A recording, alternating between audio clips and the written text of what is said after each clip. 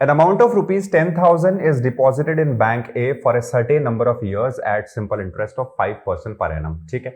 On maturity, the total amount received is deposited in bank B. तो जितना भी पैसा यहां से मिला वो सारा डिपॉजिट कर दिया गया बैंक B में for another 5 years at simple interest of 6% per annum. If the interest received from bank A, ठीक है, निकालते हैं. बैंक A से इंटरेस्ट कितना मिला? तो 10,000 पे 5% अगर कैलकुलेट करें एक साल के लिए तो वो बनता है हमारा 10,000 का 10% होता है 1000, 5% होता है 500. तो 500 and for how much period वो नहीं गिवन है, हम मान लेते हैं कुछ एक ए इयर्स के लिए. तो यहां से जो इंटरेस्ट रिसीव हुआ ये हुआ 500 ए. नाउ ये 500 और 10,000 हमने इन्वेस्ट किया था बैंक बी में.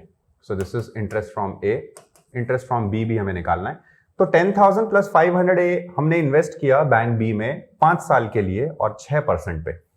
तो सबसे पहले 10,000 का अगर 6% कैलकुलेट करते हैं तो ये बनता है 600, राइट. एंड ये कितने पीरियड के लिए? 5 इयर्स के लिए. तो 6 5 30, ये हो जाता है 3,000. सिमिलरली ये 500 का भी 6% निकालते हैं फॉर 5 इयर्स. तो 6% की वैल्यू आती है 30 इंटू 5 विल बी 150 और ये जो इंटरेस्ट है इसका रेशियो हमें गिवन है 10:13. This is what we are provided with. तो 10 के कॉरेस्पॉन्डिंग अगर ये वैल्यू है तो 1 के कॉरेस्पॉन्डिंग वैल्यू होगी 50 है, यूनिटरी मेथड. तो 1 के कॉरेस्पॉन्डिंग अगर ये वैल्यू होगी तो 13 के कॉरेस्पॉन्डिंग कितनी होगी? 13 इंटू 50 और इसको हम बराबर कर देंगे इसके. सो दिस इज 3000 प्लस का 150.